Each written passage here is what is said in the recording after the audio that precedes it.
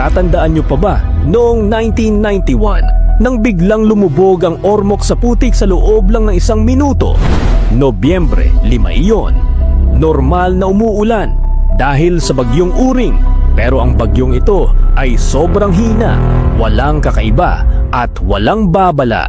May mga naglalakad, may nagluluto, may nag-aaral, parang ordinaryong araw lang na umuulan.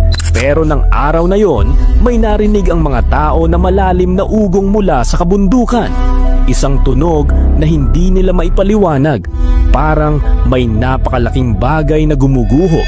At doon na nangyari ang matinding trahedya. Isang higanting baha ng putik, troso at tubig ang biglang bumagsak mula sa Ormoc Valley.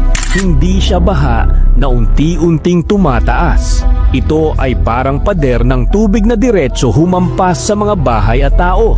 At sa loob lang ng 60 segundo, ang mga kalsada ay naging ilog. Ang mga bahay ay nagibang parang laruan.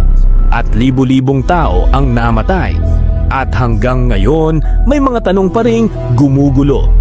Ano nga ba ang nagpa-trigger dito? May nagsasabi, illegal logging, bumigay ang bundok. May iba naman, may natural na dam sa kabundukan na pumutok. At meron pang ilang residente na nagsabing nakarinig sila ng isang malaking pagsabog bago bumagsak ang lahat. Walang iisang sagot at doon nagsimula ang misteryo. Ang Ormoc Flash Flood ang isa sa pinakamalungkot at pinakamisteryosong trahedya sa Pilipinas. Isang paalala na minsan hindi kalaban ang bagyo kundi ang mga bundok na matagal nang nananahimik.